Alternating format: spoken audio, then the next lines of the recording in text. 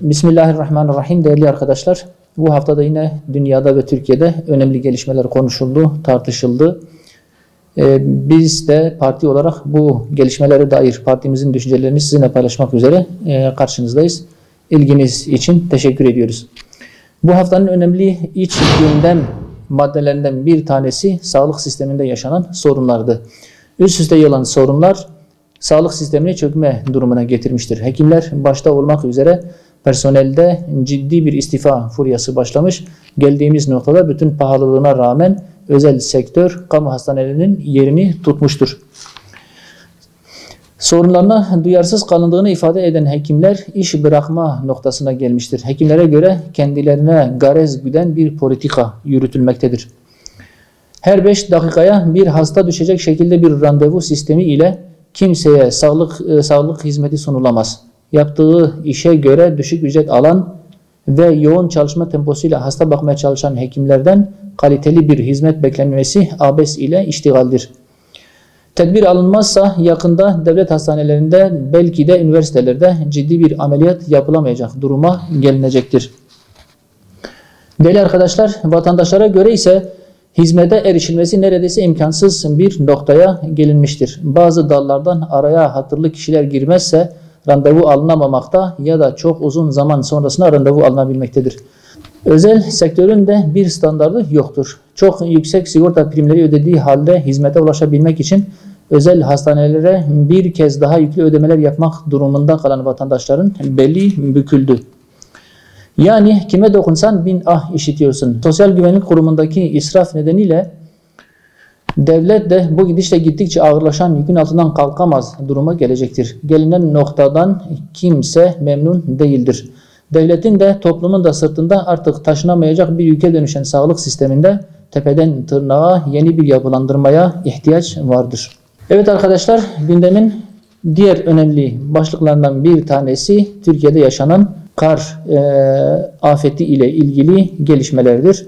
Geçen hafta itibarıyla ülkenin dört bir yanında yoğun bir kar yağışı yaşandı malum. Bazı bölgelerde yağış halen devam etmektedir. Son yıllarda ciddi bir kuraklık yaşayan ülkede bu yağışlar büyük bir ihtiyaç ve beklenen bir tabii olaydı. Ancak gerekli tedbirlerin zamanında alınmaması nedeniyle özellikle yağışın yoğun olduğu yerlerde millet büyük bir mağduriyet yaşadı. Trafikte ciddi aksamalar yaşandı. Tamamen kapanan yollar özellikle İstanbul ve benzeri büyük şehirleri kilitledi. Havaalanları çalışamaz duruma geldi. Havaalanları ve karayollarında saatlerce mahsur kalan vatandaşlarımızın durumu bu mağduriyetin açık göstergesi oldu. Bu vesileyle tüm vatandaşlarımıza geçmiş olsun dileklerimizi iletiyoruz. Asıl olan böylesi durumlarda merkezi hükümet, mülki idare amirleri, resmi kurum, kuruluşlar ile yerel yönetimlerin afetlerin öncesinde, afet sırasında ve afetlerden sonra yapılması gerekenleri tam bir koordinasyon halinde yapmasıdır. Ancak Türkiye'de bu eşgüdüm çok görülen bir durum değildir. Yaşanan mağduriyetler siyasi çekişmelere malzeme yapılmış, toplum hayal kırıklığına uğratılmıştır. Bu kısır döngü nedeniyle kamu imkanları heba edilmiş, insanlar ağır bir şekilde mağdur edilmiştir. Kamusal hizmet sunan tüm yetkili kişi ve kurumlara buradan çağrıda bulunuyoruz. Lütfen sorumluluk alanlarınıza odaklanın ve halkımızın sorunlarına çözüm üretin.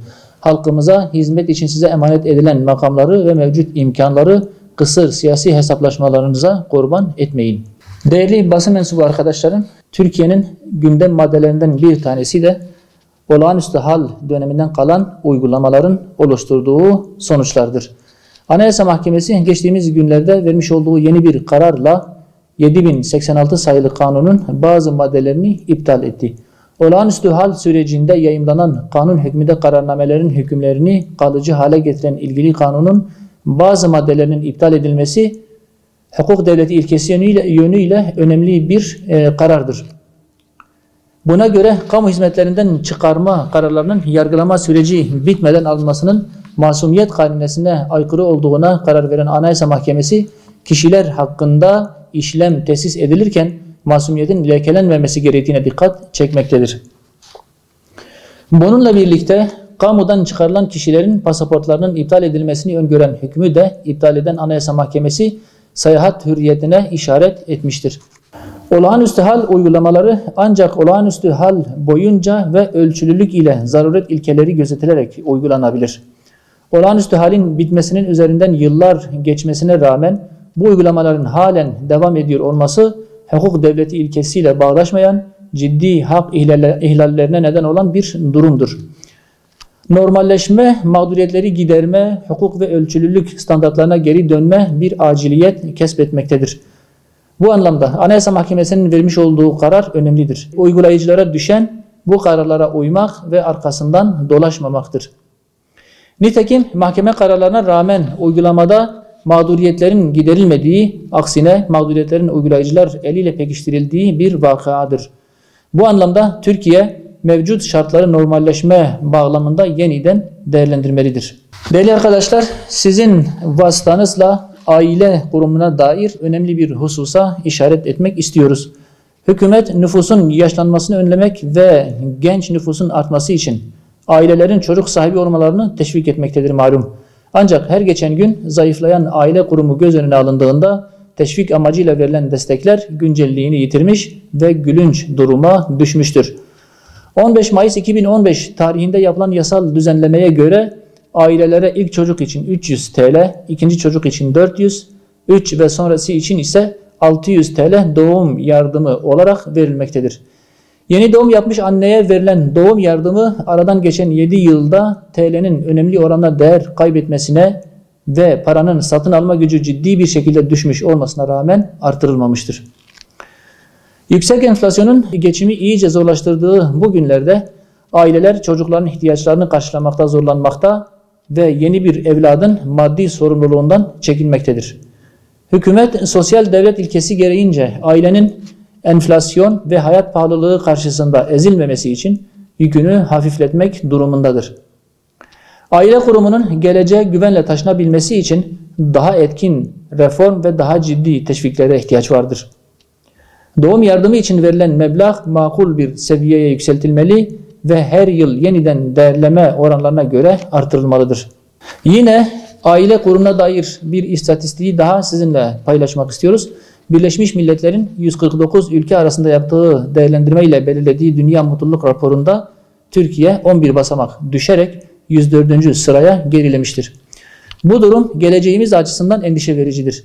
Toplumumuzu mutsuzluğa iten birçok etkenin yanı sıra aile kurumunun zarar görmesi ve evlilik oranlarının azalması bu faktörlerden önemli bir tanesidir.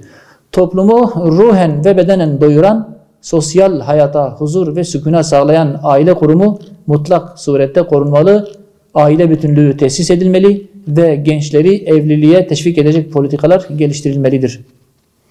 Değerli arkadaşlar, ülkemizde yaşanan mutsuzluğun sebepleri araştırılarak acil önlemler alınmalı, maddi ve manevi huzursuzluğa sebebiyet veren sıkıntılara çözümler üretilmeli, her geçen gün değerlerinden biraz daha uzaklaştırılan yeni nesil değerleri ile yeniden barıştırılmalıdır. Değerli basın mensubu arkadaşlarım, geldiğimiz nokta itibarıyla Türkiye'de kademeli elektrik tarifesi en fazla konuşulan ve tartışılan konulardan bir tanesi olmuştur. Yılbaşından itibaren konutlarda kademeli elektrik tarifesine geçildiği malum. Böylece elektriğin birim fiyatına yapılan zam ilk kademe olarak belirlenen 150 kWh kadar %50, aşan kısım için %125 olarak belirlendi. Bu düzenlemede kademeli tarife için belirlenen aylık 150 kWh limiti yeterli değildir. Çünkü mesken abonelerinin %60'ı bu limiti aşmaktadır. 4 kişilik bir ailenin aylık ortalama elektrik tüketimi 230 kWh civarındadır. Öte taraftan belirlenen bu kota birey sayısı daha fazla olan aileler için de aynen uygulandığından ciddi bir adaletsizlik doğmuştur.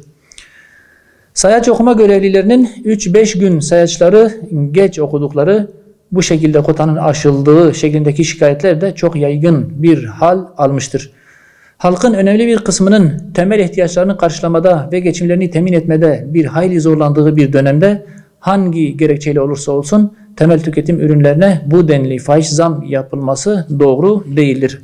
Kademeli tarifeye göre yapılan faturalandırma ciddi mağduriyetlere neden olmaktadır. Dolayısıyla yeni bir düzenlemeye gidilmesi zaruridir. Bu kapsamda zam oranı daha makul bir seviyeye çekilerek 150 kWh olan alt sınır en az 250 kWh olacak şekilde yeniden düzenlenmeli. Faturalandırmada hane halkı sayısı dikkate alınmalıdır. Ancak bu şekilde mağduriyetlerin önüne geçilebilir. Ayrıca alt gelir diliminde bulunan ve ödemelerde sıkıntı yaşayan vatandaşlarımıza verilen elektrik desteği de artırılmalıdır. Değerli arkadaşlar, Arakan'daki Müslüman kardeşlerimizin dramı her geçen gün daha ileri boyutlara çıkmaktadır. Faşist Myanmar yönetimi ve Budist çeteler tarafından soykırıma uğrayan Rohingya Müslümanlarından bir kısmı Bangladeş'e sığınmış ancak yerleştirildikleri adada toplumdan izole edilmişlerdi. Son günlerde Bangladeş yönetimince ülkeye sığınan Rohingya Müslümanlarının Myanmar'a geri gönderilmesi gerektiğine dair açıklamalar yapılmaktadır. Müslümanlara yönelik etnik ve dini soykırım gerçekleştiren Myanmar'da yaşanan askeri darbe bölgedeki insan hakları ihlallerinin daha da artmasına sebebiyet vermiştir. Bu durumda Myanmar'a geri gönderilecek Müslümanların hayatları tehdit altında olacaktır. Komşu ülkelere sığınan mülteciler 30 bin Rohingya Müslümanını zulmen cezaevinde tutan ve en temel hak olan hayat haklarını dahi tehdit eden Myanmar yönetiminin olmayan insafına terk edilmemelidir. Mültecilerin geri dönüşü için öncelikle gerekli güvenli ortam oluşturulmalıdır. Ülkede Müslümanlara karşı etnik ve dini soykırım suç işleyenlerin cezalandırılması, Müslümanların gasp edilen toprakları ile birlikte temel hak ve hürriyetleri iade edilerek güvenliklerinin garanti altına alınması sağlanmalıdır.